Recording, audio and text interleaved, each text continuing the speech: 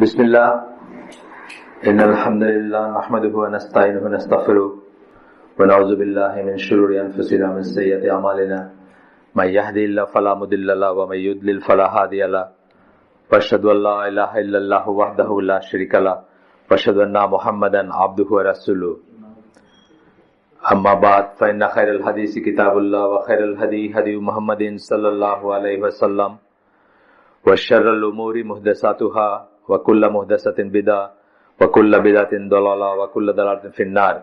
আসসালামু আলাইকুম ওয়া রাহমাতুল্লাহি ওয়া বারাকাতুহু। দেখেন তো একটু সামান্য এদিক সেদিক হইলে হয়ে যায়। অনেক সময় হয় কি, ওই যে কার্বন জমে আপনার ওই যে নবটাতে। হ্যাঁ ঠিক আছে, এখন ঠিক আছে ইনশাআল্লাহ। কার্বন জমে ওই যে ইসের নবটাতে, ভলিউমের নবটাতে, এটা সাফ করাইতে হয়। মানে হ্যাঁ হ্যাঁ অনেক সময় এটা হয়, তাই না? আমাদের এটার ইনচার্জ আছে একজন, ওনাকে আমরা এটা রিপোর্ট করেছি। আমরা আসি আমাদের ইসে ইন্নাল হামদুলিল্লাহ, আবার ইন্নাল হামদুলিল্লাহ নাহমাদুহু ওয়া নাস্তাইনুহু ওয়া নাস্তাগফিরুহু ওয়া নাউযু বিল্লাহি মিন শুরুরি আনফুসিনা ওয়া মিন সাইয়্যাতি আমালিনা মান ইয়াহদিহিল্লাহু ফালা মুদিল্লা লাহু ওয়া মান ইউদ্লিল ফালা হাদিয়া লাহু ওয়া আশহাদু আল্লা ইলাহা ইল্লাল্লাহু ওয়াহদাহু লা শারীকা লাহু ওয়া আশহাদু আন্না মুহাম্মাদান আবদুহু ওয়া রাসূলুহু। আম্মা বাদ ফাইন্না খায়রাল হাদিসি কিতাবুল্লাহ ওয়া খায়রাল হাদি হাদি মুহাম্মাদিন সাল্লাল্লাহু আলাইহি ওয়াসাল্লাম ওয়া শাররুল উমুরি মুহদাসাতুহা ওয়া কুল্লু মুহদাসাতিন বিদআ ওয়া কুল্লু বিদআতিন দালালা ওয়া কুল্লু দালালাতিন ফিন্নার। আসসালামু আলাইকুম ওয়া রাহমাতুল্লাহি ওয়া বারাকাতুহু। আমরা যেখানে হিজরতের চ্যাপ্টারে ছিলাম, হিজরত নিয়ে পড়তেছিলাম আমরা, যে হিজরত আছে কি নাই এটা নিয়ে একটু বিতর্ক আছে। কেউ কেউ বলতে চায়, যারা আমেরিকায়, কানাডায়, ইংল্যান্ডে থাকে, তারা অনেক কিছুর সাথে এটাই করতে চায় যে আসলে আর হিজরত নাই, এখন আর হিজরতের কথা বলে লাভ আছে কিনা। কিন্তু bulk majority of the scholar মনে করেন যে একজন মানুষ যখন ইংল্যান্ডে, আমেরিকায়, কানাডায় বা ইন্ডিয়াতে বা একজন বিধর্মীদের দেশে মুসলিম হবে, তার উপর ওয়ান অফ দ্য ফার্স্ট ওয়াজিব হচ্ছে সেখান থেকে মুসলিম দেশে মাইগ্রেট করা, মুসলিম জায়গায় চলে যাবে, এবং এটা কিয়ামত পর্যন্ত থাকবে। তো সেটারই দলিল, দুই সাইডের দলিল বা নিয়ে আমরা পড়াশোনা করবো, একটু শুরু করছি আমরা। আজকে আরেকটা স্টেজে যাবো ইনশাল্লাহ, যে হিজরত কিয়ামত পর্যন্ত থাকবে, এটাই হচ্ছে। এবং আলবানির একটা তো আমরা জানেন, আপনাদের গ্রুপে যারা আছেন তারা জানেন যে আলবানির একটা পেপার, একটা ডিটেলস পেপার আছে, বা অন্যদের আছে। এটা আলোচনা জামার যারা স্কলার তারা সবাই সেকেন্ডার করেন যে এইটাই ঠিক লাইন বা এটাই ঠিকই। যাই হোক, আমরা আজকে গতদিন যেখানে শেষ করছিলাম সেখান থেকে পড়বো। গতদিন আমরা ইবনে আব্বাসের একটা হাদিস পড়ছিলাম, যেখানে মক্কা বিজয়ের পরের কথাটা বলা হয়েছে, যে মক্কা বিজয়ের পরে আর কোনো হিজরত নাই, কিন্তু জিহাদ থাকবে এবং নিয়ত থাকবে, এবং কাউকে যদি ডাকা হয় আল্লাহর পথে বা জিহাদের পথে, তাকে সেটাতে যাইতে হবে। এটা ছিল একটা হাদিস, এটা হচ্ছে বুখারী মুসলিমের হাদিস। এবং এটার আপনার এক্সপ্লেনেশনটা আমরা কিছুটা বলছিলাম, যে এই কথাটা মানে হচ্ছে যে মক্কা থেকে মদিনায় যাওয়ার একটা অব্লিগেশন ছিল, সেই অব্লিগেশনটা মক্কা বিজয়ের পরে আর থাকলো না। কারণ দুইটা, মক্কা এবং মদিনা দুইটা, অথবা মক্কা এবং ইসলামী মানে সব মুসলিমরা তখন একটা শাসনের আন্ডারে বা একটা রাষ্ট্রযন্ত্রের আন্ডারে চলে আসলেন। তখন আর একখান থেকে আরেকখানে যাওয়ার ভিতরে কোনো বিশেষ কোনো সিগনিফিকেন্স থাকলো না। সেই হিসাবে তখনকার ওই ব্যাপারটা, মানে মক্কা থেকে মদিনায় যাওয়ার ব্যাপারটা নিয়ে এটা মেইনলি বলা হয়েছে। এটা আমরা গতদিনই করছিলাম। আজকে সেখান থেকে আমরা সামনের দিকে যাবো ইনশাল্লাহ। মুআবিয়া রাদিয়াল্লাহু আনহুর বর্ণনায় একটা হাদিস আসছে, যেখানে আল্লাহ রাসূল সাল্লাল্লাহু আলাইহি ওয়াসাল্লাম বলতেছেন, the hijrah will not be discontinued until repentance is discontinued. হিজরত ততদিন পর্যন্ত অব্যাহত থাকবে বা ততদিন পর্যন্ত বন্ধ হবে না যতদিন পর্যন্ত তওবা বন্ধ হবে না। মানে যতদিন তওবা থাকবে ততদিন পর্যন্ত হিজরত থাকবে। যতদিন পর্যন্ত তওবা থাকবে ততদিন পর্যন্ত হিজরত থাকবে, অথবা যতদিন পর্যন্ত তওবা বন্ধ হবে না ততদিন পর্যন্ত হিজরত বন্ধ হবে না। and repentance will not be discontinued until the sun rises from the west. এবং তওবা ততদিন পর্যন্ত বন্ধ হবে না যতদিন সূর্য পশ্চিম দিকে না ওঠে। সূর্য পশ্চিম দিকে কখন উঠবে? জাস্ট কিয়ামতের সময়টা উঠবে, জাস্ট কিয়ামতের আগে আগে। ততদিন পর্যন্ত তওবা থাকবে। ওইটা দেখলে আর কোনো তওবা নেই, মানে ওইটা দেখলে সবাই জানবে যে কিয়ামত হচ্ছে। ব্যক্তিগত লেভেলে আমার আপনার ব্যাপারে কি, আমরা যদি মৃত্যুর ফেরেশতা দেখলে তওবা নেই। আমরা যখন মৃত্যুর ফেরেশতা দেখবো, প্রাণটা যখন এখানে আসবে, আর কোনো তওবা নেই। এই সময় তওবা নাই, এটার প্রমাণ আমরা এমনি সুন্নাত থেকে জানি, কোরআন থেকেও জানি। ফেরাউন বলছিল যে আমি এখন মানি আল্লাহরে, আল্লাহ বলছেন যে টু লেট। ফেরাউন যখন দেখছে পানি আসতেছে, দেয় তাকে করে ফেলবে, তখন বলছিল আল্লাহ আমি তোমার মানি, বা আমি সারেন্ডার করি বা করি, তখন আল্লাহ বলছেন যে টু লেট, তোমার এখন একটা কামে লাগবে না। আমাদেরও জীবনের ওই মুহূর্ত পর্যন্ত আমরা ওয়েট করবো না তওবা করার জন্য। তওবা সম্বন্ধে আমরা মৃত্যুর কোর্স করছি সাইফুল্লাহ ভাইয়ের সাথে। ওখানে কি বলছেন, যে আজকে একটা খারাপ কাজ করে তওবাটা কালকের জন্য রেখে দিল, সে কিন্তু আসলে তওবা করলো না। বিকজ কে জানে মানে সে যে আজকের রাতটা বাঁচবে এটা তারা কে সিউরিটি দিছে? সুতরাং আজকের পাপের তওবা আজকেই করা উচিত। যদি কালকে করতে চায়, কালকের জন্য রেখে দেয়, তার মানে আসলে সে রিপেন্ট করতেছে না, বা তার ভিতরে আসলে কোনো অনুশোচনা আসে নাই। তো এটা আর কি। যাই হোক, তো আমরা জানলাম কি একটা এই যে হাদিসগুলোর ভিতরে অ্যাপারেন্ট বৈপরীত্য, একটাতে জানলাম বললেন যে মক্কা বিজয়ের পরে বলছেন যে নাই, আর কোনো হিজরত নাই, এটা বুঝেছেন মক্কা থেকে মদিনায় যাওয়ার ব্যাপারটা। আর একটা হাদিসে বলতেছেন কিয়ামত পর্যন্ত থাকবে। তাহলে কোনটা ঠিক? দুটোর ভিতরে কোনো কন্ট্রাডিকশন নাই যখন আমরা মিনিংটা, কনটেক্সটটা বুঝবো। এই জন্য আমাদের আপনার আমার মতো লেমেনের কাছে অনেক সময় অনেক কিছুকে বিপরীত মনে হবে, মানে কন্ট্রাডিক্টরি মনে হবে, অথবা মনে হবে যে কোনটা ঠিক, বা কোরআন আগে না সুন্নাহ আগে, এরকম কথা অনেকে বলে। সেটা আসলে কোরআনকে সুন্নাহর এগেইনস্টে দাঁড় করানো যাবে না, এটা আমরা বলছি আগে। কোরআন এবং সুন্নাহ মিলে সমন্বিত যে মিনিং সেটা নিতে হবে। ঠিক তেমনি হাদিস বলেন, কোরআনের আয়াত বলেন, একটার এগেইনস্টে একটা দাঁড় করানো যাবেন না। এখানে আপনার আমার জ্ঞানের অভাবের জন্য আমাদের কাছে মনে হতে পারে যে এটা বোধহয় কন্ট্রাডিক্টরি, কিন্তু আমরা যখন জানবো, পুরা জিনিসটা যখন জানবো, তখন আমরা দেখবো যে এখানে কোনো সমস্যা নাই। এটাই হচ্ছে বাস্তবতা আর কি। যেমন একটা উদাহরণ গতদিনও বোধহয় আমি দিলাম যে আল্লাহ রাসূল কোরআনে বলা হয়েছে যে দুটা বোনকে একত্রে বিয়ে করতে পারবেন না, বিবাহে রাখতে পারবেন না, এটা বলা হয়েছে। একজন মরলে আরেকজনকে বিয়ে করতে পারেন, সেটা অন্য জিনিস। আবার এখানে বলা হয়েছে যে রাসূল সাল্লাল্লাহু আলাইহি ওয়াসাল্লাম বলছেন, এটা কোরআনে বলছেন, আর রাসূল সাল্লাল্লাহু আলাইহি ওয়াসাল্লাম বলছেন যে খালা বোনজিকে একত্রে বিয়ে করা যাবে না, ফুফু ভাইজিকে একত্রে বিয়ে করা যাবে না। আচ্ছা, এখন একটা কোরআনে আছে, সুন্নায় নাই, আর একটা সুন্নায় আছে, কোরআনে নাই। এখন আপনি কি বলবেন যে এইটা ঠিক ওইটা ঠিক না? আপনি দুইটা মিলায় মিনিংটা নেবেন। অর্থাৎ তিনটা সম্পর্কে একসাথে বিয়েতে রাখা যাবে না, দুই বোনকে রাখা যাবে না, খালা বোনজিকে রাখা যাবে না, ফুফু ভাইজিকে রাখা যাবে না, তিনটেই ভ্যালিড। দুইটা মিলায় সমন্বিত অর্থ নিতে হবে। তো এটা আসলে আমরা অনেক সময় বুঝি না। এটা আমরা অনেক সময় বুঝি না। এই হাদিসগুলো যেমন ধরেন আউট অফ কন্টেক্সট অনেক সময় পরিচয় আছে। আসাম ভাই, ওই যে গাজীপুরের যার ইসে আপনি গেছিলেন না? হ্যাঁ গেছিলেন। তো ওই সাজিদ গ্রাউন্ড ফোনে চাকরি করে, এখনো করে আর কি। মানে আমি বলছি যে আপনার সাথে যাদের পরিচয় করেছে দু একজন তো বাইরে হয়ে গেছে, কিন্তু সে এখনো আসছে। শামীম যেমন বাইরে হয়ে গেছে, সে তো আর নাই। আচ্ছা, এরপরে আব্দুল্লাহ ইবনে আল সাদি, ওনার বর্ণনা একটা হাদিস আসছে, যেটা ফার্স্ট হাদিসটা পড়লাম বুখারীর, সেকেন্ড হাদিসটা পড়লাম আবু দাউদের, আর থার্ড হাদিসটা এটা আপনার দাঁড়ান দেখতেছি আমি একটু। প্রথমে ওনার পরিচয় দিচ্ছেন, উনি কে। হাদিসটা হচ্ছে পরের পৃষ্ঠায়। এটা হচ্ছে আহমদ সহিহ চেইনে, চেইন ইজ হাসান, সরি হাসান চেইনে, হাসান সনদে, আহমদ মানে আহমদ বিন হাম্বল আর কি, ওনার এসে থেকে নারেট করা। এটা হচ্ছে হিজরা will not be discontinued as long as the enemy is being fought. যতদিন শত্রু থাকবে ততদিন হিজরত থাকবে। আমরা এমনি বুঝি, এটা তো বুঝতে মানে পিএইচডি করার দরকার নেই। এখন মায়ানমারের লোকদের হিজরতের দরকার ছিল না, জায়গা দরকার, কেউ নিচ্ছে না, নিচ্ছে না বলতে তাদের আশেপাশের দেশটা, মুসলিম দেশ যারা আছে, মালয়েশিয়ানরা একটু গরম গরম কথা বলতেছে। আই ডোন্ট নো, এটা একটু দূরে দেখে হয়তো বলতেছে, কাছে হইলে তো বলতো না।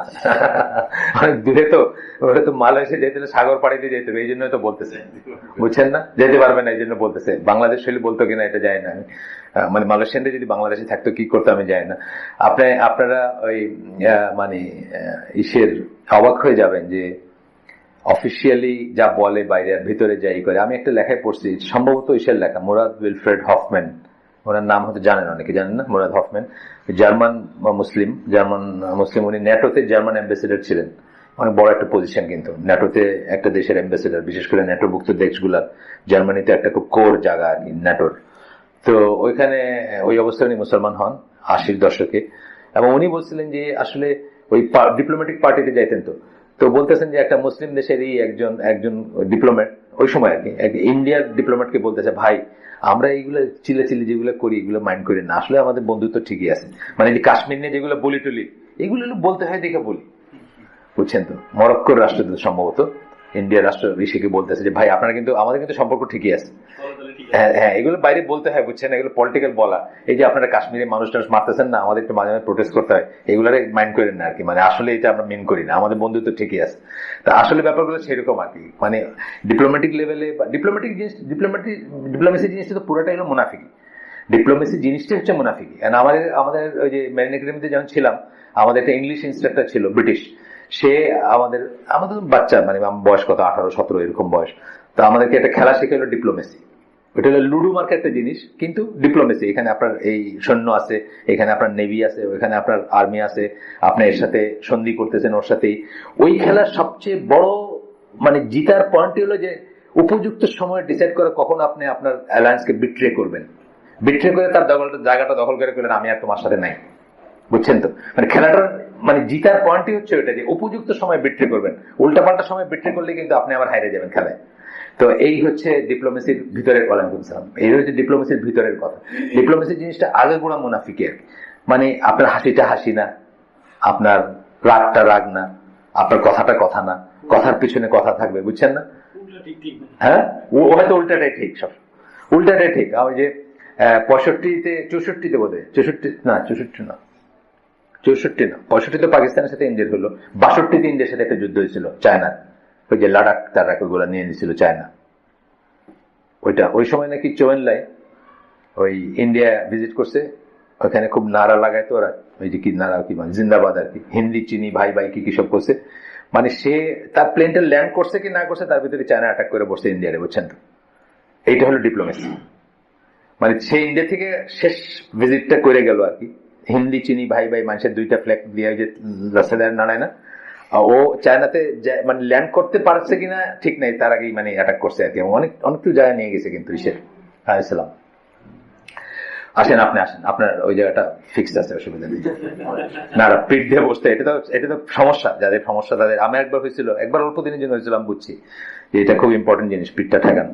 তো এইটা হচ্ছে ডিপ্লোমেসির ভিতরের কথা আর কি। এবং এরকম ডিপ্লোমেসি তখনও ছিল এবং এখনো আছে, আপনি কি চিন্তা করতে পারেন যে রাশিয়ানদের সাথে নাকি পাকিস্তানের খুব এখন ধর্মরম চলতেছে? এটা তো একটা অকল্পনীয় একটা জিনিস, যে রাশিয়ারে পাকিস্তান বলতে গেলে লিটারালি কোমর ভেঙে দিচ্ছে। এই যে 10 বছর যুদ্ধ করছে তালেবানরা আর এরা, এটার সমস্ত সাপ্লাই চেইন ছিল পাকিস্তান, এখন নাকি সেই পাকিস্তানের সাথে তাদের খুব ধর্মরম চলতেছে। এটা নিয়ে অনেক লেখালেখি দেখি এসে আসে। তো ডিপ্লোমেসি ব্যাপারটাই তাই। যাই হোক, আমরা একটু সরে গেছি, মাঝে মাঝে এনিমি ইজ বিং ফট গেল। এরপরে আব্দুল্লাহ ইবনে আমর বিন আল-আস রাদিয়াল্লাহু আনহুমা, এটা জানেন তো, একটা সিস্টেম বলার না, আগে শুনছেন না? বাবা ছেলে দুইজনই হচ্ছেন সাহাবী, তাদের ব্যাপারে যখন আমরা বলবো তখন রাদিয়াল্লাহু আনহুমা, দুইজনের উপরে আল্লাহ যেন রাজি হন এটা বলি আর। আনহু মানে একজন, আর যখন বাবা ছেলের নাম যেমন আব্দুল্লাহ ইবনে আব্বাস, আব্দুল্লাহ ইবনে ওমর, আব্দুল্লাহ ইবনে আমর বিন আল-আস, এরা বাবা ছেলে সাহাবী, এই জন্য আমরা রাদিয়াল্লাহু আনহুমা বলবো। এটা আমরা নতুন জানছি, বেশি দিন হয় না, আপনাদের সাথে শেয়ার করলাম জাস্ট। ওনার একটা হাদিস আসতেছে, একটু বড় হাদিস, এটা হচ্ছে আপনার কিসের হাদিস আমি দেখে নেই, এটাও আহমদের হাদিস। According to Ahmad Shakir, the chain of this হাদিস ইজ সহিহ। গেল আর কি, কোথায় কোন জায়গা থেকে বলছেন আর কি, কোথা থেকে। এটাতে এই হাদিসটা এরকম, হিজরা ইজ অফ টু ক্যারেক্টারিস্টিক্স, হিজরার দুইটা চরিত্র আছে, হিজরতের দুইটা চরিত্র। হিজরতের ডেফিনিশন তো আমরা আগের দিনই পড়ছি, একটাকে ছেড়ে আরেকটায় যাওয়া, এটা হচ্ছে জেনারেল মিনিং আর কি, একটার জন্য আরেকটা ছাড়া, এটা হচ্ছে হিজরতের জেনারেল মিনিং। হিজরা হচ্ছে দুই ধরনের চরিত্র হিজরতের।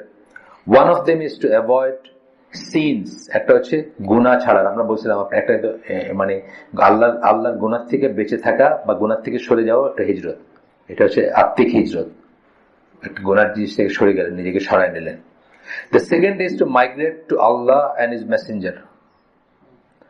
দ্বিতীয়টা কি, মাইগ্রেট, ফিজিক্যালি আল্লাহ এবং আল্লাহ রসুলের কাছে গেলেন আপনি, অর্থাৎ আল্লাহ এবং আল্লাহ রসুলের ল্যান্ড যেটা, সেখানে গেলেন, যেখানে আল্লাহ রসুল ছিলেন, যখন ছিলেন তিনি তখন তার কাছে গেলেন, যখন উনি নাই তার এবং তার এইগুলা ল্যান্ড যেটা আর কি, মানে মুসলিম ল্যান্ড আমরা বলি না। এখানে আমরা পড়ছি যে অনেকে আমাদের দেশের চরমপন্থী অথবা সেমি চরমপন্থীরা অনেক সময় প্রশ্ন তুলে যে বাংলাদেশকে একটা ইসলামী দেশ হলো নাকি, বাংলাদেশের আমেরিকার ভিতরে তফাৎ কি না?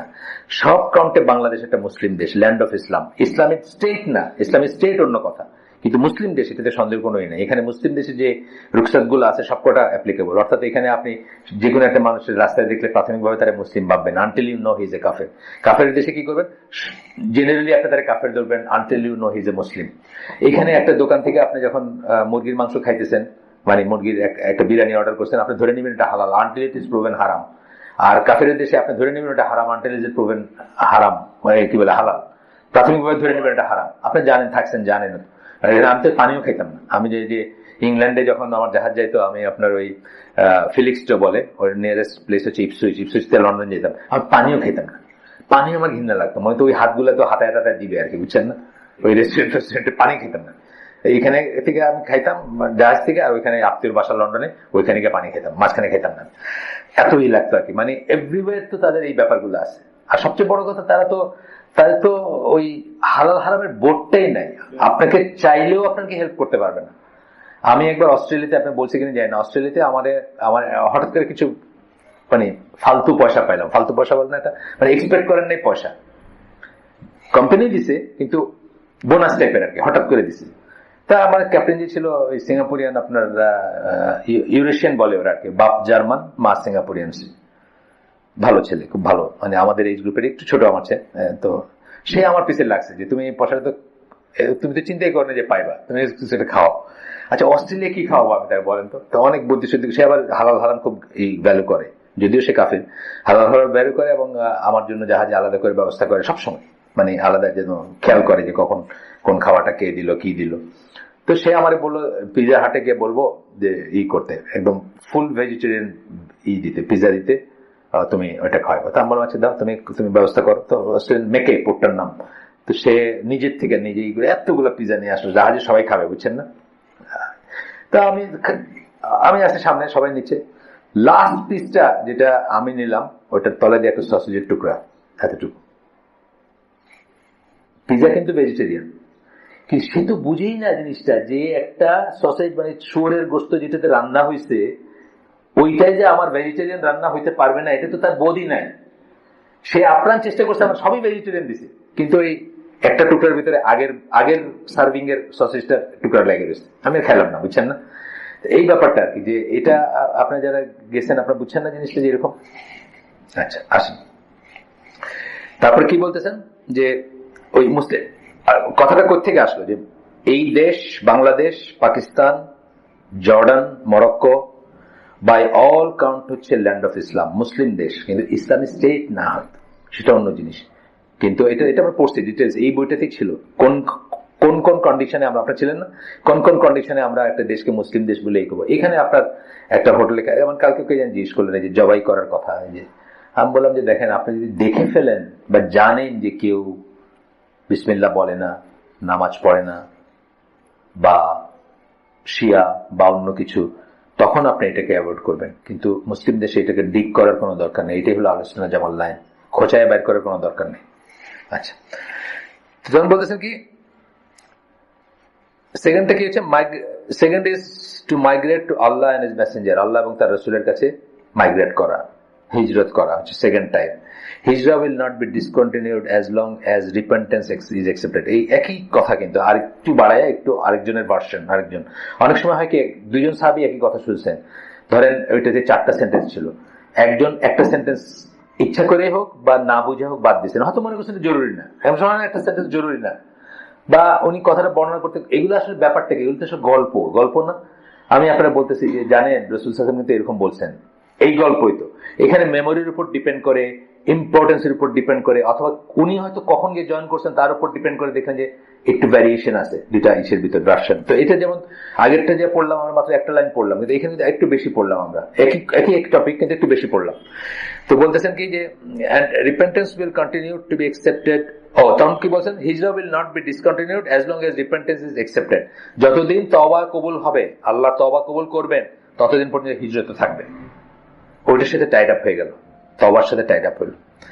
And repentance will continue to be accepted, এবং তওবা কবুল হইতেই থাকবে until the sun rises from the west. একই কথা বললেন, কিন্তু একটু বেশি বললেন, দুইটা একটা সেন্টেন্স বেশি ছিল এখানে। এবং তওবা কবুল হইতেই থাকবে যতদিন না সূর্য পশ্চিম দিক থেকে ওঠে। When it rises from the west, মানে এরকম ভাবে Allah seals every heart with what it contains and the deeds will be sufficient for the people. সব আমল বন্ধ হয়ে যাবে, তখন আর কোনো আমল থাকবে না, হার্ট গুলো কনসিল্ড হয়ে যাবে যা আছে তাই, মানে আর তওবা করার স্কোপ নাই, তওবা অ্যাকসেপ্ট করার স্কোপ নাই। ঠিক যেভাবে আমাদের জীবনের সূর্য পশ্চিম দিকে উঠা বলতে আমি বললাম কি, আমাদের যখন মৃত্যু ফেরেশতা আমরা দেখবো, বা আমাদের এখানে যখন প্রাণ আসবে কণ্ঠনালীতে, তখন আর তওবা কবুল হবে না। এই জন্য আল্লাহ সূরা হিজরের 99 নম্বর আয়াতে বলছেন যে ইয়াকিন আসা পর্যন্ত ইবাদত করতে বলছেন। এখানে ইয়াকিন বলতে আল্লাহ মৃত্যু বোঝাইছে। মৃত্যুর সময় আমাদের সবাই ইয়াকিন হবে যে আল্লাহ যা বলছেন সেটাই ঠিক। আমরা ফেরাউনের মতো আমরাও বলবো যে হ্যাঁ আল্লাহ তুমি তো ঠিক বলছিলা, কিন্তু তখন আর কোনো তওবা কবুল হবে না। এই জন্য ওই সময় পর্যন্ত ঈমানের উপর থাকতে হবে এবং ওই সময় পর্যন্ত ইবাদত করে যেতে হবে। আসেন এখানে বলতেছেন প্রথম হাদিস কোনটা পড়ছিলাম? আব্দুল্লাহ ইবনে আব্বাসের হাদিস, যে মক্কা বিজয়ের পরে আর হিজরত নেই, মক্কা থেকে মদিনার হিজরতের যে তাড়াটা ছিল বা যা তাগিদটা ছিল ওইটা আর নাই।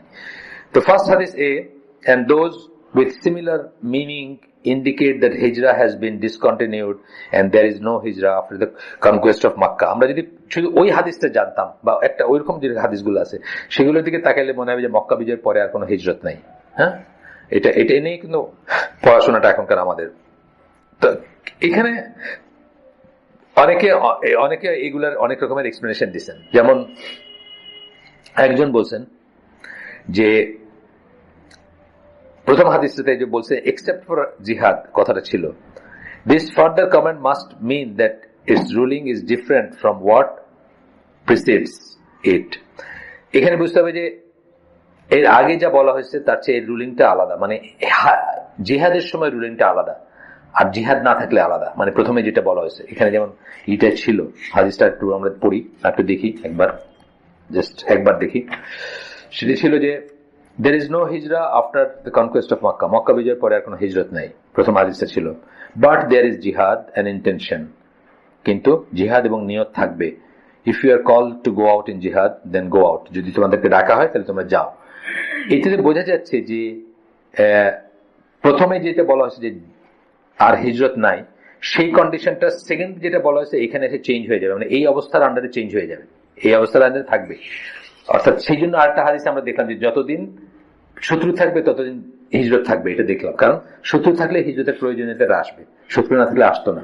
যে জন্য আজকে ধরেন মিয়ানমারের লোকদের এই দুরবস্থা, বা অন্য জায়গায় যেটা আমেরিকাতে কি হয়, সবাই একটু একটু দেখতেছেন না, মানে একটু চিন্তায় আছেন না, সব মুসলমানরা অনেক চিন্তায় আছেন আমেরিকাতে। এমনকি আমেরিকান ফ্ল্যাগ দিয়ে হিজাব বান্ধব শেষ রক্ষা হয় নাই আর কি। আমেরিকান ফ্ল্যাগ দিয়ে হিজাব দিয়ে ছবি দেখছেন না, মানে মহিলারা টেলিভিশনে আসছেন ফ্ল্যাগ দিয়ে হিজাব বাঁধছেন, মানে আমরা সো মাচ আমেরিকান, তারপরেও শেষ রক্ষা হচ্ছে না হয়তো। আল্লাহ মাফ করুন। এটা ইয়েসের দুইটা জিনিস আছে, একটা হচ্ছে যে মুসলমানরা যে কোনো জায়গায় নিগৃহীত হইলে সেটা আমাদের বুকে লাগবে, খারাপ লাগবে, কিন্তু এটার অন্য একটা সাইড আছে যে আল্লাহ তো প্রাথমিকভাবে ওইসব দেশে সেটেল করতে আমাদের না করছেন। আমরা ইচ্ছা করে গেছি এখানে, আমাদের কেউ ডেকে নিয়ে যায়নি, আমরা ইচ্ছা করে গেছি, আমরা এখানে গ্রিন কার্ড করছি, ওই কার্ড করছি, সেই কার্ড করছি, ওত নিচ্ছি আমরা। আমেরিকান সিটিজেনশিপের ওটটা একদম মানে 110% কুফর আর কি, যে এটা নিবে সে ইসলামের ভিতরে থাকতে পারে না, বুঝে নিলে। কেউ যদি বলে আমি তো ইংলিশ জানি না, তাহলে তো অন্য কথা, ইংলিশ না জানলেও এখানে সিটিজেন হওয়া যায় না। এই কথা যেন আমার মামার মামির সাথে টেবিলে খাইতে বসে বলতেছি, আমার মামা বলে আল্লাহ আমার বাঁচাই দিচ্ছি রে বাপ। আমি বললাম যে বাঁচাইছি তো আল্লাহ আপনারে, আপনি তার ইচ্ছা করে বাঁচেন নাই, জানেন না ইংলিশ, এই জন্য আপনার সিটিজেনশিপ হয় নাই, মানে মামার হয়েছে মামির হয় নাই।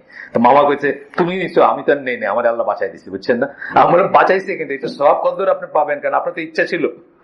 আপনি যদি বাধ্য হয়ে, ওই যে জাহাজের গল্প বলেন আমি, যে জাহাজ থেকে একটা বাচ্চা পড়ে গেছে, একটা লোক লাফ দিয়ে তাকে উদ্ধার করছে, আর তারা যখন পার্টি দিচ্ছে তখন ওই লোকটা বলতে ঠিক আছে আমি বুঝলাম যে আমি একটা বড় কাজ করছি, কিন্তু আমি জানতে চাই যে কোন শালা আমার ধাক্কাটা মারছিল ওই দিন, মানে সে ইচ্ছা করে চাপ দেয় নাই, বুঝছেন না? তো এখানেও মামিরে আমি বললাম যে আপনি যে পান নাই সিটিজেনশিপ, এটা আল্লাহ আপনাকে দয়া করে মানে বাধ্য করছেন, কিন্তু আপনি তো চাইছিলেন ঠিক। এখন আল্লাহরে কইন যে আল্লাহ ওটা ভুল ছিল, আমি যে চাইছিলাম এটা ভুল ছিল, পাই নাইটা তুমি বাঁচাই দিছো, কিন্তু চাইছিলে তো ভুল ছিল। আমেরিকান ওটা পড়ে দেখেন কি ল্যাঙ্গুয়েজ, মানে আল্লাহ তো বলছেন লা ইলাহা ইল্লাল্লাহ, অনেক শর্টকাট বলছেন, তারা এটারে পুরা এক্সপ্লেন করে বলছে। এই কথা পরে বলা যাবে না যে আমি মিন করি নাই, আল্লাহ কিন্তু এটা বলেন নাই। আল্লাহ শুধু কি বলেন, আশহাদু আল্লা ইলাহা ইল্লাল্লাহ ওয়া আশহাদু মুহাম্মাদান আবদুহু ওয়া রাসূলুহু, বললে সে আমার ভাই হয়ে যায়। আপনার আমাকে কিন্তু তারা মুসলিম বলতে হবে। আল্লাহ কিন্তু এই ক্লজ লাগান নাই যে এটা বলা যাবে না যে আমি তো এটা মিন করি নাই, এমনি এমনি বলছিলাম, এটা বলা যাবে না, এটা কিন্তু আল্লাহ বলেন নাই। কিন্তু আমেরিকান ওতে এই কথাটা আছে, পরে আপনি কইতে পারবেন না যে আমি এটা কথার কথা কইছিলাম না, এটা বাইন্ডিং। আর কারো প্রতি কোনো লয়ালিটি থাকবে না, শুধু আমেরিকান কনস্টিটিউশন এবং আমেরিকার প্রতি লয়ালিটি থাকবে। আপনি সকল লয়ালিটিকে আপনি ই করবেন, ত্যাগ করবেন। আসেন, আপনি নিছিলেন নোট নেন নাই? আচ্ছা বাচ্চান, হ্যাঁ আপনারা কেউ ধাক্কা দেয় নাই আর কি। না কানাডাটাও সব জানি না। ইউকেটা আমাদের কয়দিন আগে আপনার কে জানি হাসানের কে জানি একদিন পাঠাইছিল ইউকের, মনে আছে? একটা হোয়াটসঅ্যাপে না কিছু পাঠাইছে, ভাইবার বা হোয়াটসঅ্যাপে। ইউকে ওইটাও মারাত্মক, কিন্তু আমেরিকানটার মতো এক্সপ্লিসিট না। আমেরিকানটা এমন খোলাখুলি করছে যে মানে আপনার মাঝে দিয়ে চলার কোনো রাস্তা নেই।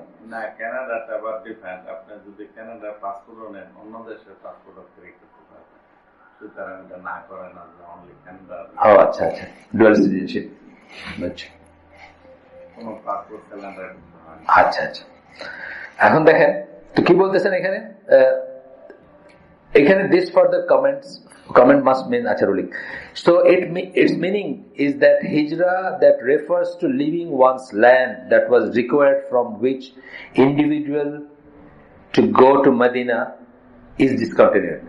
মানে যখন রাসূলুল্লাহ স্টেটটা ন্যাসেন্ট স্টেট ছিল, কেবল ফর্ম করতেছে, তখন যে যেখানে মুসলমান হইতো তাদের জন্যই ছিল বাধ্যবাধকতা ছিল মদিনায় চলে আসা। দুইটা কারণ, একটা হচ্ছে যে কমিউনিটিটাকে বড় করা বা কমিউনিটিটাকে শক্তিশালী করা, এবং আরেকটা হচ্ছে যে তারা ওইখানে অত্যাচারিত হইতো, যে যেখানে হয়তো সে একটা ট্রাইবের ভিতরে হয়েছে তাকে অত্যাচার করতেছে বা এই করে চলে আসতো সে। আচ্ছা, however the leaving of a land due to jihad remains, কিন্তু একটা যুদ্ধের সিচুয়েশনে একটা ল্যান্ডকে ছেড়ে আপনি চলে আসবেন, এটা এটা এটা থাকবে, রিমেইনস, এটা চলতেই থাকবে। অত্যাচার আপনার উপর হচ্ছে, এই যে কোনো জায়গায় যখন একটা হবে। Similarly, leaving the land due to a sound intention also remains. Sound intention মানে কি, নিয়তটা মানে সঠিক নিয়তে। সঠিক নিয়তে মানে কি, এখন আমেরিকাতে যারা চলে আসতেছে, যারা আসে, আমি চিনি এরকম অনেক ভাই আসছে, মানে অনেক ঐশ্বর্য ছেলে চলে আসছে, আল্লাহর জন্য আসছে, মাইগ্রেট করছে। আমি একবার ওই তবলিগের সম্ভব তবলিগ পন্থীয় নিয়ে আর কি, ওই এয়ারফোর্সের একটা ওই 9GD একটা বিএমএর যেরকম নাম্বার থাকে না ব্যাচের, ওই এয়ারফোর্সের এরকম নাম্বার আছে। তো ওদের একটা রিউনিয়নে আমাকে নিছিল আর কি, ওই একটু কথা বলতে, একটু দিনের কথা বলতে। তো ওইখানে একজন পাইলটের সাথে আমার পরিচয় হলো, উনি কানাডায় চলে গেছিল ফুল ফ্যামিলি নিয়ে, লম্বা দাড়ি, উনি এয়ারফোর্সের পাইলট আর কি। ওইখানে কমার্শিয়াল এয়ারলাইন্স বা কিছুতে জয়েন করছে, উনি ফুল ফ্যামিলি সে চলে আসছেন, তবলিগ সম্ভবত ফুল ফ্যামিলি সে চলে আসছে, যে ফিতনার জন্য, যে ছেলে মেয়ে বড় করতে পারবে না এই জন্য। এটা সাউন্ড ইন্টেনশনে হিজরত করছে, বুঝে করছে, কেন করতেছে এটা বুঝে করছে।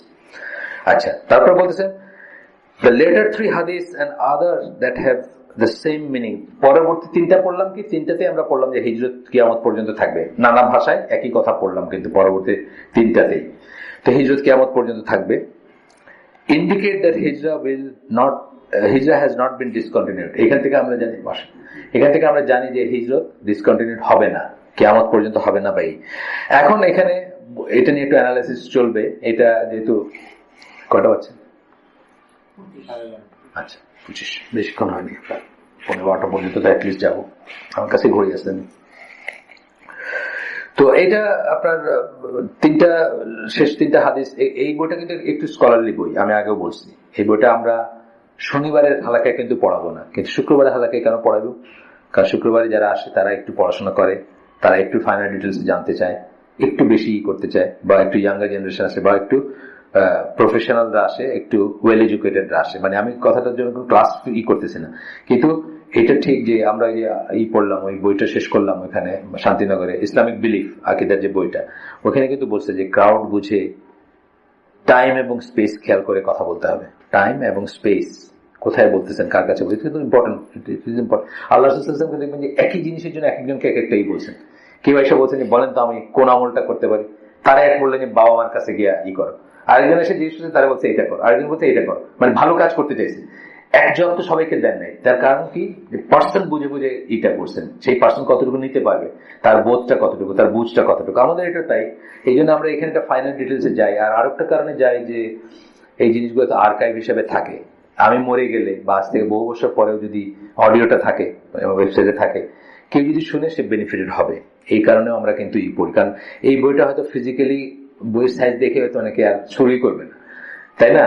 এই 600 পৃষ্ঠা একটা বই যদি আমি কারো ধরাই দিই যে না যেটা নিয়ে দেখেন একটু, উনি তো করতে পারে যায় না, কিন্তু আমি বলছি এভারেজ আমার যদি কেউ ধরে, আমি তো মানে 3বার চিন্তা করবো এটা স্টার্ট করার আগে। তো এটা একটা ব্যাপার আর কি, যেটা সৌভাগ্য হয় না সবসময়। তো এটা আবার আপনাদের মানে আমি ডিসকারেজ করতেছি না, আপনারা নিজে পড়বেন, নিজে পড়ে। এটা কিন্তু পাওয়া যায়, ইংলিশ লেকচারও পাওয়া যায়, যারা বোঝের করা আছে, এটা আসফাত ইসলামে আছে সম্ভবত, ইংলিশ লেকচার সিরিজ ওয়াইজ আছে আর কি। আচ্ছা, তো এখানে গেল এইসব নিয়ে আছে দুই রকমের, মানে দুইটা অপিনিয়ন আসে, দুইটা মত আসে। প্রথম মত যেটা, মানে এটাকে কি করে রিকনসাইল করবে, তাইলে যখন দুইটা আমরা দেখলাম যে দুইটা বিপরীত জিনিস আসতেছে, এটা রিকনসাইল করতে গিয়ে কয়েকটা অপিনিয়ন আসছে। প্রথম অপিনিয়নটা বলতেছেন এখানে, প্রথম opinion reconciles this seemingly conflicting text. The reconciliation is the reconciliation though done in a number of ways they may be summarised in the following. মানে প্রথম মত যেটা সেটা বলে যে এই দুইটাতে সমন্বয় করার চেষ্টা করে যে দুইটাই ঠিক আছে, এবং দুইটাকে যেভাবে আমি বললাম যে অনেক সময় কন্ট্রাডিক্টরি টেক্সট আপনার কাছে মনে হইলো তখন আপনি করবেন, মানে একসাথে করবেন হাদিসগুলো, তখন আপনি দেখবেন যে তাদের আসলে কন্ট্রাডিক্টরি না, এইভাবে একটা চেষ্টা করে। আচ্ছা, এখানে বলতেছেন যে ইমাম শাফি বলেন, ইমাম শাফির একটা স্টেটমেন্ট আসতেছে, the sunnah of the messenger of Allah sallallahu alaihi wasallam indicates that the obligation of hijrah for the one who is capable to perform it falls upon the one who will be threatened and put to affliction due to his remaining in the land in which he embraced Islam. তার মানে এটা indicate করে যে তার উপর obligation থেকে যায়, যে পারে, যার সামর্থ্য আছে তার উপর থেকে যায়, যে যেখানে সে ইসলাম গ্রহণ করছে সেখানে যদি সে ফিতনার ভিতর থাকে, ট্রায়ালের ভিতর থাকে, তাহলে সে হিজরত করবে। যেটা আমরা বললাম আলবানির মতো, সেটা কানাডায় যদি আজকে একজন নন মুসলিম হয়, তার উপর ফার্স্ট অব্লিগেশনের একটা হচ্ছে কোনো মুসলিম দেশে চলে যাওয়া, ওইখানে মুসলিম হলে। আর আমরা এমনিতে আমার লেখালেখিতে নাম দিচ্ছি কি রিভার্স হিজরা করি, আমরা এখান থেকে ওইখানে হিজরত করি, উল্টাটা করি আমরা। আমার কোনো একটা লেখা যায় আমি লিখছি রিভার্স হিজরা। এবং আমি তো বলি যে ধরেন আপনাদেরকে বলছি যে ডেনমার্কের এগেনস্টে আমি একটা মসজিদে নামাজ পড়তাম, ওর সামনে যেদিন জিন্দাবাদ দিবে আর কি, ডেনমার্কে কি করছিল আর কি, তো সবাই দাঁড়ায়, আপনার ভিডিও ক্যামেরা আসলো, ব্যানার আসলো, লিডার আসলেন, দাঁড়াইলেন, মসজিদের বলে দিল সুন্নাতের নামাজ নিয়ত কেউ করবেন না, সবাই মিছিলে যাবেন। আমি অবশ্য বাইরে হই না, কিন্তু আমি দেখতে গেলাম, মসজিদে দেখা যায় রাস্তাটা, যে দেখতে গেলাম যে কি করতেছে। তা আমি বুঝলাম যে জাস্ট এটা ছবি তুলতে যত সময় লাগে, আর শাহবাগের মোড় ঘুরে মানে 200 মিটার ঘুরে আসতে যত সময় লাগে, এই সময়ের জন্য মিছিলটা আর কি, জাস্ট এটা পরদিন পত্রিকায় দেওয়ার জন্য মিছিলটা, সোজা কথা। তখন আমার মনে হলো যে এখানে যদি ডেনমার্ক একটু বুদ্ধি করে যদি একটা মেগাফোন দিয়ে বলতো যে মিছিলের ভাইরা, আপনাদের সাথে আমি অনেক অন্যায় করছি, আমার গভর্নমেন্ট মুসলমানদের সাথে অনেক অন্যায় করছে, তবে এখন যদি আগে পাইবেন ভিত্তিতে ভিসা দেওয়া হবে ডেনমার্কের সিটিজেনশিপ, আমার মনে মিছিলে শুধু লিডার ছাড়া আর কেউ দাঁড়ায় থাকতো না। লিডারের হয়তো লজ্জা লাগতো যাইতে, কিন্তু বাকি সবাই দৌড়াইতো। রিভার্স হিজরা এটা, মানে আমরা এখন মুসলিম দেশ থেকে কাফের দেশে যাওয়ার জন্য বাপের পরিচয় চেঞ্জ করি, হাজব্যান্ডের পরিচয় চেঞ্জ করি, ভাই বোনের পরিচয় চেঞ্জ করি না আমরা? শুধু তাই না, ওখানে থাকা যায় বলে মুসলমান হিন্দুর নামে খ্রিস্টানের নামে রেজিস্টার করি। এই যে আমেরিকাতে একবার ছাড় দিল না, এই ধরেন 2004-05 দিকে বোধ একবারই করলো যে ন্যাচারালাইজ করবে আর কি, যারা অবৈধ আছে সবাই খ্রিস্টান হিন্দু নামে মুসলমানরা রেজিস্টার করছে। পাসপোর্ট তো নাই, পাসপোর্ট তো হারাই ফেলছে আগে, খ্রিস্টান হিন্দু নামে রেজিস্টার করছে, তাহলে চান্সেস আর মোর যে এখানে, বুঝছেন তো, সেপ্টেম্বর 11 তো ঘটে গেছে অলরেডি, সুতরাং বেশি চান্স যে হিন্দু হইলে বা খ্রিস্টান হইলে বোধ হয় সিটিজেন হওয়া যাবে। নাম চেঞ্জ করে ফেলছে, হিন্দু নাম। তো যাই হোক, আল্লাহ আমাদেরকে মাফ করুন। আর এই যে শাস্তি টাস্তি যে মুসলিম উম্মার উপর যে ক্যালামিটিস নেমে আসছে, এগুলো কিন্তু একদিনের না, এগুলো পাইল্ড আপ। আল্লাহর চোখে তো পাস্ট প্রেজেন্ট ফিউচার, সৃষ্টির 50,000 বছর আগের 50টা বছর পরে সব তো একসাথে এক্সিস্ট করে। আল্লাহ তো জানেন হোয়াট উই ডিজার্ভ। এখানে আমরা ভুল করি, আমরা অনেক সময় বলি যে আল্লাহ এই আমার কি দোষ, আমি, বুঝছেন না, মানে আমি একটা ক্রস সেকশন দেখি, আমি এখন দেখি, এই মুহূর্তটা দেখি, কিন্তু এটার জন্য যে কবে থেকে আসছে এবং কবে থেকে আমরা চুপ করেছিলাম, কবে থেকে আমরা নিজের পৃথিবীর জাগতিক সুখের জন্য কাফের বশ্যতা স্বীকার করছি, কাফের সাথে উঠছি বসছি, মাইনে নিচ্ছি, তারে লিডার মানছি, এগুলার তো পুঞ্জীভূত হচ্ছে, মানে রেজাল্ট হচ্ছে এগুলা, যা আমরা দেখি দুনিয়াতে, যেখানে আমরা লাথি গুতা খাইতেছি। এগুলো তো একদিনের কামাই না, এটা হাজার বা মানে 100 বছরের কামাই, হাজার নাও, অন্তত 1000 বা 100 বছরের কামাই। যাই হোক, এখন তো বলতেছেন কি করে এই করবেন, এইটা শুনলাম ইমাম শাফি কি বললেন। This is indicated by the prophet সাল্লাল্লাহু আলাইহি ওয়াসাল্লাম। আল্লাহ রাসূল সাল্লাল্লাহু আলাইহি ওয়াসাল্লাম যখন বললেন, permitting some people to remain in Mecca after embracing Islam, like Abbas bin Abdul Muttalib, মানে ওনার চাচা, and others if they did not fear any fitna. যদি ফিতনার সম্ভাবনা না থাকে তাহলে হয়তো এটা অব্লিগেটরি হয় না। ফিতনার সম্ভাবনা যদি কারণ না থাকে, যদি ওইরকম একটা অবস্থায় থাকে অথবা কোন একটা বিশেষ কাজে থাকে, যেমন ধরেন স্কলাররা বলেন যে আপনি যদি কথার কথা, আপনি একজন মুসলিম, আপনি রাশিয়ান ডিফেন্স ইন্ডাস্ট্রিতে কাজ করেন, রাশিয়াতে যেখানে মিসাইল বানানো ওইখানে কাজ করেন, কথার কথা জাস্ট। এখন আপনি দেখলেন যে ওইখানে আপনি ইসলামের জন্য, মুসলিমদের জন্য অনেক বড় একটা কাজ করতে পারবেন যদি আপনি আপনার মুসলিম পরিচয়টা জাহির না করেন। আপনার সোভিয়েত সিটিজেন, আপনি রাশিয়ান সিটিজেন, আপনি উজবেকিস্তানে আপনার জন্ম বা অন্য কোথাও, সেখানে কিন্তু আপনার পরিচয় করে কাজ করাটা জায়েজ, প্রোভাইডেড, এটা স্পেশাল কেস, কিন্তু জেনারেল কেস না, স্পেশাল কেস এটা, প্রোভাইডেড আপনি ওইরকম একটা পজিশনে আছেন যেখান থেকে আপনি মুসলমানদের জন্য একটা করতে পারবেন, বুঝছেন না? ধরেন আপনি এই যে এখন সিরিয়াতে অনেক মানুষ মারা গেছে জানেন তো, এই লেটেস্ট আলেপ্পো, অনেক মানুষ। এখন আপনি রাশিয়ান ধরেন পলিট ব্যুরোতে বা কোথাও আছেন যেখানে আপনি একটা কথা শোনাইতে পারেন, এই অ্যাটাকটা বন্ধ করতে পারতেন, তখন আপনার জন্য এখানে থাকাটাও যেরকম দরকার, আপনি আপনার পরিচয়টা গোপন করতে পারেন যদি এটাতে মুসলিম উম্মার বেনিফিট থাকে। এটা কিন্তু স্কলাররা বলেন। আচ্ছা, যাই হোক, এরপরে সাচ ইজ অলসো ইন্ডিকেটেড আরেকটা বুকে, মানে আরেকজনের একটা হাদিসের কথা বলতেছেন যে আয়েশা রাদিয়াল্লাহু আনহাকে জিজ্ঞেস করছিলেন যে হিজরত সম্বন্ধে জিজ্ঞেস করছিলেন আয়েশা রাদিয়াল্লাহু আনহাকে। তখন উনি বলছিলেন দেয়ার ইজ নো হিজরা নাও, এখন কোনো হিজরত নাই। The believers should flee with their religion to Allah and Messenger sallallahu alaihi wasallam, fearing that they would face affliction and torture. এখন কোনো হিজরত নাই, এটাতে উনি কি বুঝাইতে চাইছেন? মক্কা থেকে মদিনাটা নাই, এটা আমি লিখবো পরে।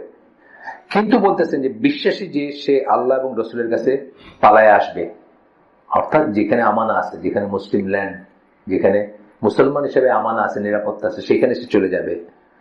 যখন সে fearing that they would face affliction and torture, একটা বলেন অ্যাফ্লিকশন ফিতনা, আরটা হচ্ছে টর্চার।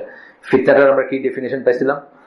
যখন সত্য এবং মিথ্যাকে আলাদা করা যায় না, কেওস এন্ড কনফিউশন যখন হয়, অথবা আরো একটু ওয়াইডার মিনিং এ যেমন প্রমিসকুয়াস সোসাইটি বা লাস ভেগাসের কথা আমি যেটা বলছিলাম, কোন মুসলমান তো লাস ভেগাস থাকতে পারে না আসলে, তাই না? লাস ভেগাস যেমন একটা নগরী, এরকম আরো নগরী আছে না দুনিয়াতে, এশিয়া আছে, জার্মানিতে আছে হামবুর্গে, সেন্ট পলি, বা আরো যা আছে নাইট সিটি, সিন সিটি বলে না, এই এশিয়া আছে আপনার ফিলিপিন্সে আছে সুবিক বে, অলঙ্গাপো, মানে পুরাটা সিটি পাপের উপর চলতেছে, কোন মুসলমান তো এখানে থাকতে পারে না। সে হিজরত করবে, সে সেখান থেকে মাইগ্রেট করবে যদি সে থেকে থাকে সেখানে। As for now, Islam has become dominant today. One worship his Lord wherever he is, but jihad and intent still exist. ওই আগের ক্ষেত্রের মতোই কথা। কিন্তু আয়েশা রাদিয়াল্লাহু আনহা কি বললেন? বলে এখনকার জন্য, as for now, এখনকার জন্য ইসলামই হচ্ছে ডমিনেন্ট। কোথাকার কথা বলতেছেন? সৌদি আরবের, সেই জায়গায় উনি ছিলেন মদিনায়। ইসলামই ডমিনেন্ট, এখন তো গোটা এইটাকে ইসলাম রুল করতেছে। এখন আর ওইটা নাই, ওইভাবে পালায় আসার দরকার নাই বা করার দরকার নাই। Today one worships his Lord wherever he is. Saudi আরবের যেখানেই থাকুক সেখানে সে আল্লাহর ইবাদত করতে পারবে, ওনাদের যে আরাবিয়ান পেনিনসুলা, জাজিরাতুল আরব যেটাকে বলি আমরা। বাট জিহাদ এন্ড ইন্টেন্ট স্টিল এক্সিস্ট। জিহাদ এবং নিয়তের ভিতরে যে আপনার হিজরতের যে এইটা থাকবে, ভ্যালুটা থাকবে নিয়তে, আমি পাপ থেকে সরে যাব, আমি এটা থেকে সরে যাব, আমি আল্লাহ রসুল এবং আল্লাহ রসুলের কাছে যাব, তার কাছে থাকবে, এটা থাকবে। আয়েশা রাদিয়াল্লাহু আনহা, এই যে শেষ, এইটা শেষ, হাদিসটা শেষ, এটা কিসের আমি দেখি দাঁড়ান, এটা বুখারীর হাদিস, এই এখন যেটা পড়লাম। ইবনে হাজার আল আসকালানী উনি এটার উপর মানে কমেন্ট করতে বলতেছেন, Ayesha alluded to the reasoning for the sharia হিজরা। আয়েশা এখানে কি বলছেন, কখন শরিয়া হিজরা করতে হবে সেটার কারণটা বলে দিচ্ছেন। কি বলছেন? টর্চার আর ফিতনা। ফিতনা মানে যেখানে আপনি কনফিউজ, আপনার ইমান চলে যাবে মতো একটা অবস্থা, তাই না? আমার শালা একজন কানাডাতে আছে, এডমন্টনে আছে এখন, সেটাকে বলছি আপনাদের বলে যায় না, যে সে তার ওইখানে একটা উইগার মুসলিম, সে সিভিল ইঞ্জিনিয়ারিং কাজ করে, তো বড় কোন একটা প্রজেক্ট আছে, তার ওইখানে একটা উইগার মুসলিম আসছে। অনেকদিন পরে সে রিয়েলাইজ করছে সে বাথরুমে নামাজ পড়ে, তখন তার ধমকা টমকায় এনে ওই তাদের সাথে নামাজে সামিল করছে। কারণ চায়নাতে উইগার তো ডেজ আফটার ডেজ লুকায় নামাজ পড়তে পড়তে আর বাথরুমে পড়তে পড়তে তার এমন অভ্যাস আছে যে প্রকাশ্যে নামাজ পড়তে সে ভয় পায়, বুঝছেন তো, বাথরুমে নামাজ পড়ে, তাই না? আচ্ছা, যাই হোক, এখন আমার শালা তার ধমকা টমকায় বলছে আমরা তো এখানে কয়েকজন মুসলমান আছি, আমরা তো একসাথে নামাজ পড়ি, তুমি বাথরুমে কেন পড়ো? বাথরুমে নামাজ হয় না, বুঝছেন না? যে কটা জায়গায় আপনার হয় না সেটার ভিতরে এটা একটা, টয়লেট একটা, ওই কসাইখানা একটা, আরো কবরস্থান একটা, যেসব জায়গায় নামাজ হয় না, কসাইখানায় হয় না, কবরস্থানে হয় না, বাথরুমে হয় না, তুমি মানে এই যে ভয়ে পড়তে পড়তে, তারপরে আমি ওই মহাখালীর মসজিদে একটা হালাকা করতাম, ওইখানে এই বিদেশে আর ওই সাদা চামড়ার দেশে যাওয়ার যে টেন্ডেন্সি, এটা নিয়ে কথা বলার পরে এক লোক দাঁড়ায় বলে, এই দুঃখে ভাই আমি 8 বছর ইটালিতে থেকে চলে আসছি, বাথরুমে নামাজ পড়তে হতো, ইটালিতে ছিল সে আর সেই বইটা বলতেছে। 8 বছর কেন পড়তেছে সেটাও আমি তারা জিজ্ঞেস করি নাই, যে ওয়াই নট 8 দিন, মানে 8 বছর কেন, ওয়াই নট 8 দিন, এটা আমি জিজ্ঞেস করি নাই তারা। যাই হোক, এখন ইবনে হাজার আল আসকালানী বলতেছেন যে সেই রিজন গুলা দিচ্ছেন যে রিজনে হিজরত করতে হবে, আয়েশা রাদিয়াল্লাহু আনহা হাদিসের ভিতর ওটা ইনক্লুডেড আছে। আর ফিজিক্যালটা বলছেন এখন সৌদি আরবে আর নাই, এটা সত্যি কথা। এখন সৌদি আরবে হিজরতের ব্যাপার নেই, তখনকার তাদের জাজিরাতুল আরব, যেটা সৌদি আরব তার নাম ছিল না তখন, আমরা সৌদি আরব হলো ইভেন সৌদের আর কি মানে দেশ বলে আমরা বলি, কি সৌদি আরব বলতে জায়গাটা বোঝাই দিতে চাচ্ছি, কিন্তু তখন এটার নাম সৌদি আরব ছিল না। যাই হোক, তো এখন বলছেন যে কি বললেন কারণগুলো, it's reason was fear of ফিতনার ভয়। This ruling still exists. এই রুলিংটা এখনো আছে। When its legal cause of fitna exists, যেখানে ফিতনা এক্সিস্ট করবে ওইখানে এই রুলিংটা থাকবে। The result is that whenever someone has the means to worship Allah wherever he is, then it is not obligatory upon him. যেখানে আছে সেখানে যদি সালাতের অপশন থাকে তাহলে এটা অব্লিগেটরি থাকে না। সব অবস্থায় যদি সে ইবাদত করতে পারে, তাকে যদি বাথরুমে ইবাদত করতে না হয়, তাইলে তার উপর অব্লিগেশনটা থাকে না, তখন অব্লিগেটরি থাকে না। এটা ইবনে হাজার আল আসকালানী বলে গেছেন। ইবনে হাজার আল আসকালানী এখন থেকে 700 বছর আগে স্কলার, রাফলি 700 বছর আগে। আচ্ছা, আপনারা জানেন তো, মানে ফাথুল বারি জারি আর কি, মানে বুখারী শরীফের যে সারা বা এক্সপ্লেনেশন, এটা কিন্তু ওনার বড় কাজ, অনেক বড় কাজ। মানে 3-4 জন স্কলারের কথা বলা হয় যাদের হিস্ট্রি মানে ইতিহাসের যাদের ইম্প্যাক্ট কলোসাল, মানে যারা বিশাল প্রভাবশালী আর কি, তার ভিতরে উনি একজন, ইবনে হাজম একজন, জাহিরি স্কলার আর কি, 2 জন বললাম আমরা, মানে প্রচন্ড ইম্প্যাক্ট যাদের। ইবনে তাইমিয়া একজন, যাদের মানে যারা মানে ইটা ঘুরাই দিয়েছেন পুরা, বুঝছেন না, মানে তারা মানে অনেক সময় যে রোড যেটা বললাম, চিটাগাঙ্গার কি বলে, ঢাকায় না এসে ময়মনসিংহ চলে যেতেন, ময়মনসিংহ দিকে আবার না ঢাকার রাস্তায় বসাই দিয়েছেন আর কি। এরকম স্কলারদের ভিতরে একজন, ধরেন এরা সবাই যাদের নাম বললাম, এরা অনেক মোড়টা ঘুরাই দিয়েছেন আর কি, বিশ্বের বড় অবদান তাদের আর কি ইসলামের ইস্যু। আপনারা মাঝে মাঝে এইরকম বইগুলার বা এখানে যে বই আছে হাদিসের বই, এটার পিছনে কিন্তু হয়তো 300-400 স্কলারের ছোট্ট পরিচয়, বুঝছেন না, এতটুকু পরিচয় করে আছে আর কি, কার বাড়ি কোথায়, কবে জন্ম। এটা কিন্তু অনেক সময় মানে বেনিফিশিয়াল, কারণ কোন টাইম লাইনে একটা কথা বলছেন এটা কিন্তু ইম্পর্টেন্ট, কোন টাইমে বলছেন ইম্পর্টেন্ট না, কোন টাইম লাইনে ইম্পর্টেন্ট। কিন্তু যেমন ধরেন আলবানি এই মাত্র হয়তো 30 বছর আগে যে কথাটা বলছেন, আর ইবনে হাজার আল আসকালানী 700 বছর আগে বলছেন, দুটোর ভিতরে তফাৎ আছে। আলবানি যদি এখন মানে তার সেই যুক্তি দিয়ে যদি বলেন যে ইবনে হাজার আল আসকালানীর এই পয়েন্টটা মিস করছেন, তাহলে ইট ইজ ওয়ার্থ নোটিং কিন্তু, তাই না? মানে যদি এই অবস্থায় এসে বলেন, কারণ তারপর তারা অনেক কাজ হয়েছে আর ওই হয়েছে। এই জন্য কোন ক্রস সেকশনের স্কলার, টাইম এবং স্পেস জানাটা আমি মনে করি সবসময় কাজের, সবসময় একটা হয়, মানে একটা আপনাকে ভালোভাবে জাজ করার দেয়।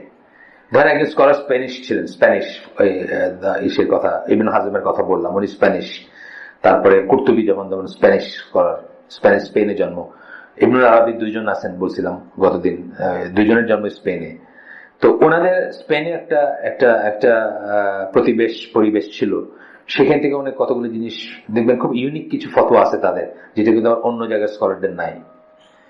এটার কিছু কারণ, আপনি যখন অনেক পড়াশোনা করবেন তখন কারণ দেখতে গিয়ে দেখবেন যে যেহেতু স্পেনে ছিলেন, সেখানে একটা আর্থসামাজিক অবস্থা ছিল বা পরিবেশ ছিল, সেই হিসাবে তারা এক ধরনের করে বলছেন, যেটা অন্য জায়গায় বলেন নাই, হয়তো অন্য কেউ বা খেয়াল করেন নাই, হয়তো বা বলেন নাই, এরকম আছে।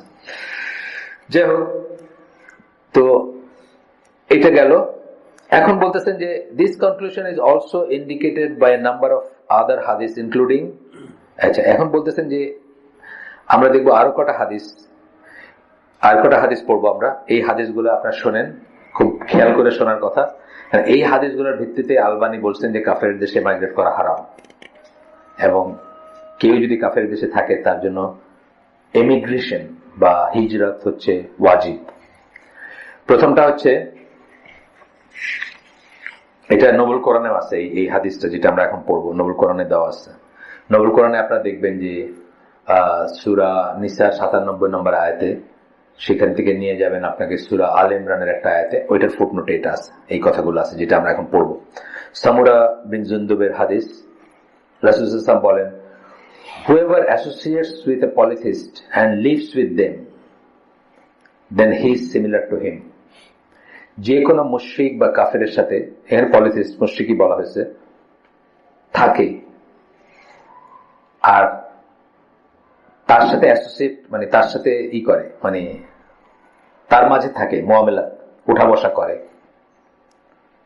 দেন he is similar to him, সে তাদের মতোই একজন। এখন আমি কিন্তু মোটেই জাস্টিফাইড করতে চাইতেছি না কিছু।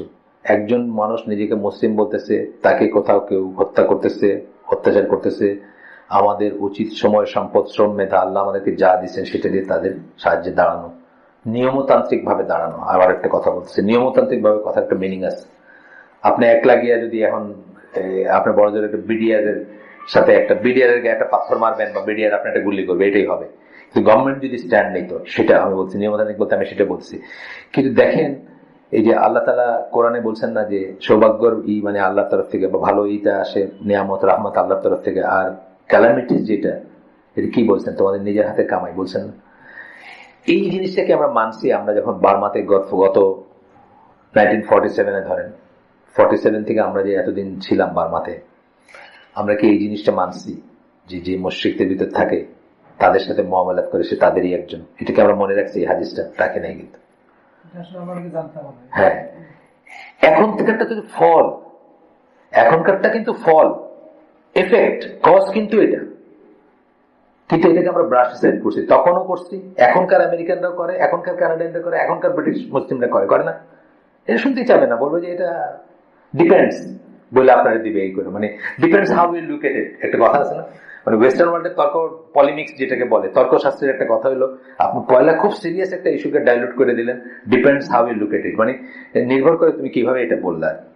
মানে আপনি বলেন আপনি আল্লাহ বিশ্বাস করেন, অ্যাগনোস্টিকদের যদি জিজ্ঞেস করেন, তারা বলবে depends how you define God. আর বুঝছেন তো, আমি তো দেখি না, এটা নেচার দেখি, নেচারে হয়তো মনে হয় যে একসময় মাদার নেচার ইকুদের গড, বুঝছেন না। এই যে আপনি যে একটা খুব সিরিয়াস কোশ্চেন জিজ্ঞেস করেন, একটা মুসলমানের জন্য এটা জীবন মরণ কোশ্চেন না? Do you believe in Allah? 1 নম্বর কোশ্চেন এটা একটা মুসলমানের জীবনে, 1 নম্বর ইম্পর্টেন্ট কি মুসলমানের জীবনে? আল্লাহ। আল্লাহ বিশ্বাস করেন কিনা এটা আপনি জিজ্ঞেস করলেন, একটা অ্যাগনোস্টিককে জিজ্ঞেস করেন। মুসলিমও আছে, আমাদের ভিতরে আছে। আমি ব্লগে লেখে কারা, আমি যে সোনার বাংলাদেশ কি বলে সাময় ব্লগে তো আমি দেখি, মানে ধরেন এখনো বিলিভার বেশিরভাগ, কিন্তু তারপরে কত দেখবেন মুসলমান নাম নিয়ে একেবারে মানে উল্টা পাল্টা। সেই দিনই দেখলাম একজন মোহাম্মদ, এই আয়াতই হলো প্রমাণ যে মোহাম্মদ নিজে এটা লিখে ফেলছে, এটা আল্লাহ মানে আসমান থেকে আসে নাই, আর মুসলমান নাম নিয়ে বলতেছে। কোন একটা আয়াত বলতেছে, এই আয়াত থেকে বোঝা যায় যে সে নিজেই এটা লিখছে, মুসলমান। তো এরকম অ্যাগনোস্টিক আছে যারা আপনি জিজ্ঞেস করলেন, ভাই আপনি কি আল্লাহ বিশ্বাস করেন? Depends how you define God. তুমি যদি বলো যে ওই চৌথাই আসমান, 7 আসমানের উপরে বসে আছে কেউ, নেন না। আর তুমি যদি বলো যে মাদার নেচার, মানে এই যে আমরা দেখতেছি আমাদেরকে ফল দেয়, ফুল দেয়, পানি দেয়, ঝর্ণা দেয়, এই নেচারই হলো গড, তাইলে তো চিন্তা করা যেতে পারে। যাই হোক, এখনকার গুলো তো আমরা প্রাপ্তি, কিন্তু এগুলার কাজ কিন্তু অনেক পেছনে হয়ে গেছে। আমরা যে আপনি জানেন না ইন্ডিয়ার অবস্থা কি, মানে অহরহ দেখবেন মুসলমান মেয়ের হিন্দু হাজবেন্ড, হিন্দু মেয়ের মুসলমান হাজবেন্ড, অহরহ দেখবেন। আপনাদের সিনেমা অ্যাক্টর গুলোর কথা দেখেন না, এই শাহরুখ খান, যেগুলো আইকন আমাদের দেশে, যেগুলোর মতো হইতেছে সেলুনে গিয়ে চুল কাটায়, সেগুলো আপনি দেখেন না, বউগুলা সব কি, একটার নাম গৌরী আর একটা নাম লক্ষ্মী, কি সব আছে না, সব হিন্দু। তো কোনো কনভার্সন হয় না। তারপরে যে কি সঞ্জয় খানের মেয়ে সুজানার বিয়ে হলো না ঋত্বিক রোশনের সাথে, মুসলমান।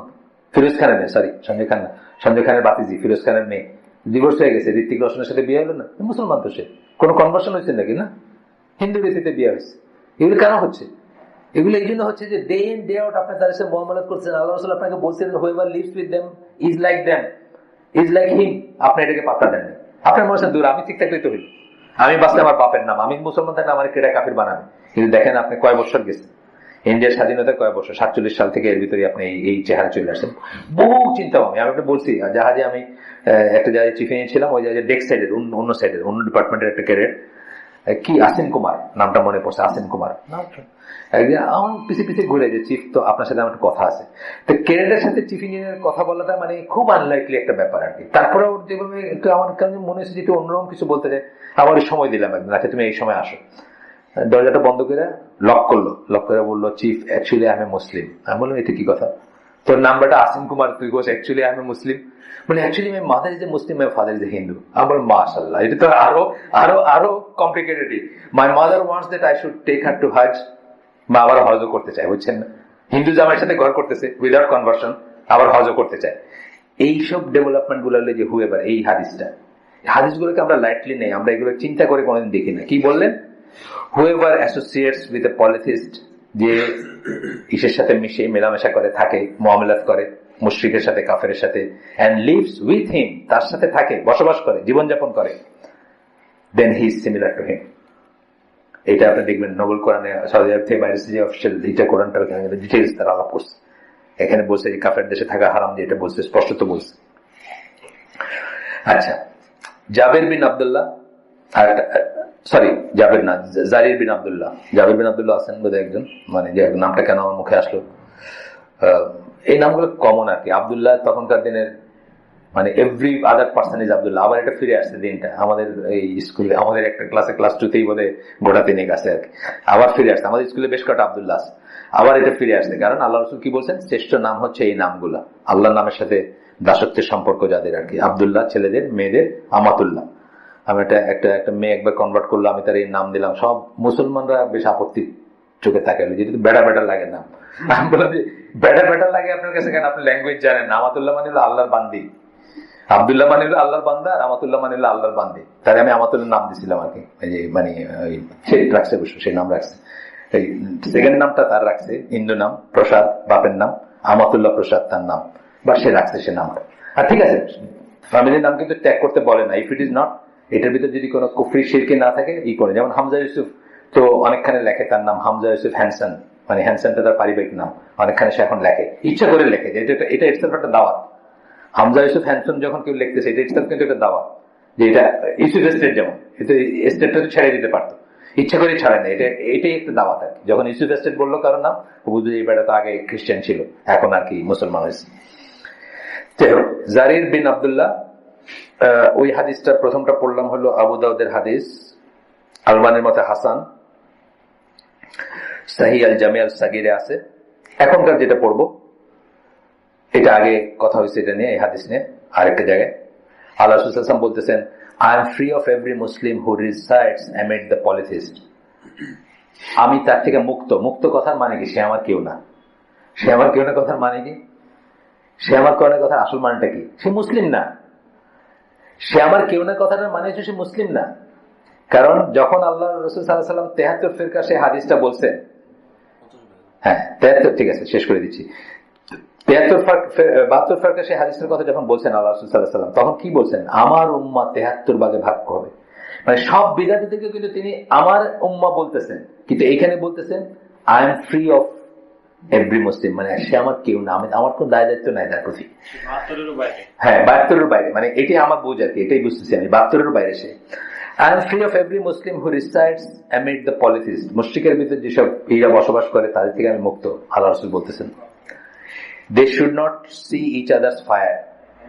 তারা একে অপরের আগুন দেখবে না। এটা অনেক বড় একটা কথা, এটা বলে আমি শেষ করে দিচ্ছি। এটার মিনিং হচ্ছে, আরব দেশে যখন আগে একটা নোমেড, মানে বেদুইন ট্রাইব গুলো যখন একখান থেকে আরেকখানে যাইতো, তখন তারা একখানে তাবু করতো। তাবু কইরা মাঝখানে সর্দারের তাবুটা থাকতো, আর চারিদিকে অন্যদের তাবুটা থাকতো। তখন তারা করতো কি, একটা পোলের উপরে অনেক সময় মশাল জ্বালায় দিত, যেন মরুভূমিতে পথ খুঁজে পায়, কি অনেক দূর থেকে দেখা যাবে ওখানে লাইট আছে, তাইলে এখানে লোকালয় আছে, তাইলে এখানে যাওয়া যাবে। এই লাইটটা কাফেরেরটা আর মুসলিমেরটা একটার থেকে একটা দেখা যাবে না, আল্লাহ রাসূল বলতেছেন। আপনি যখন কাঁচপুর ব্রিজে উঠেন তখন ঢাকা শহরের লাইট দেখেন না, কাফেরেরটা দেখবেন না আপনার, মানে এত দূরে থাকতে হবে আপনার। বুঝছেন তো ব্যাপারটা মিনিং কি? তার মানে ফিজিক্যালি সেপারেটেড থাকতে হবে তাদের থেকে, আপনার পাশাপাশি বসবাস করতে পারবেন। মানে যেভাবে আমেরিকা, যেভাবে কানাডায় আপনারা থাকেন বা থাকছেন বা থাকি আমরা, সেভাবে থাকা যাবে না। আমরা তাহলে শেষ করে দিই, আমরা এটা আরো আসবে দলিল। আজকে একটু দূর, মানে দেরিতে শুরু করছে, একটা আনঅফিসিয়াল হালাকা ওখানে হয়ে গেছে, ছোট ছোট কোয়েশ্চেন ছিল না কিছু। মাশাআল্লাহ, এভাবেই আমরাও জানছি, আমরাও এভাবে জানছি, কোয়েশ্চেনের মাধ্যমেই জানছি। এটা তো একটা গুড সাইন। প্রথম কথা হলো আপনি গাজীপুর থেকে আসছেন, আপনার যত কটা স্টেপ নিছেন, আমরা দোয়া করবো প্রত্যেকটা স্টেপে যেন আল্লাহ আপনাকে, যদি আল্লাহর জন্য নিয়ে থাকেন, আল্লাহ যেন আপনাকে মাল্টিপ্লাই করে দেন। কারণ এটা অনেক বড় একটা জিনিস। গাজীপুর থেকে আপনি একটা হালাকায় আসছেন, একটা জুমায় যাবেন আজকে, হ্যাঁ, কিন্তু এই কোয়েশ্চেন দিয়ে কিন্তু আমরাও শিখছি, আমরা অনেক কোয়েশ্চেন করছি। কোয়েশ্চেন করার জায়গা পাইতেছেন আপনি, আমাদের জায়গা ছিল না। আমরা বিশেষ করেন একটা এসে আমি কাকরাইলে গেছি, কাকরাইলের হুজুরদের কাছে গিয়ে জিজ্ঞেস করছি, খুবই সিম্পল জিনিস, কিন্তু উত্তর দেওয়ার কোনো মানুষ নেই। তখন আবুল কালাম আজাদ আর আকরামুজ্জামান আর মঞ্জুরুল্লাহি রাস্তায় রাস্তায় ছিল না, বুঝছেন না? তো ওই কাকরাইলের হুজুরের কাছে গিয়ে জিজ্ঞেস করছি যে সেটা কি করবো। মৌলানা মহিউদ্দিন খান সেই পুরান ঢাকায়, সেখানে গিয়ে ওনার সাথে দেখা করছে একটা ছোট্ট জিনিসের জন্য। এখন তো আল্লাহ আপনাদেরকে ফ্যাসিলিটেট করছেন, আপনার একটা সুযোগ নেবেন ইনশাল্লাহ। এটাও ঠিক যে এখন বইটই আসছে, একটা আপনার আমার মতো মানুষ একটা হাদিসের বই পড়ে বুঝতে পারে যে এটা ঠিক আর ওটা ঠিক না। আমরা যখন বড় হচ্ছি তখন কিন্তু এটা ছিল না, এই সুযোগটা ছিল না। আল্লাহ আমাকে তৌফিক দেন। সুবহানাকাল্লাহুম্মা ওয়া বিহামদিকা আশহাদু আল্লা ইলাহা ইল্লা আনতা আস্তাগফিরুকা ওয়া আতুবু ইলাইক। আমরা যদি ভালো কিছু শুনে থাকি সমস্ত প্রশংসা আল্লাহ, আর যদি ক্ষতিকর কিছু শুনে থাকি সমস্ত ব্যর্থতা আমার এবং ওইটা শয়তানের তরফ থেকে। আল্লাহ আমাদেরকে যা শুনলাম তার উপর আমল করার চেষ্টা তৌফিক দেন এবং চেষ্টা করি, এবং আমরা যেন আমাদের মুসলিম ছেলে মেয়েদেরকে ইংল্যান্ড আমেরিকার স্বপ্ন না দেখাই।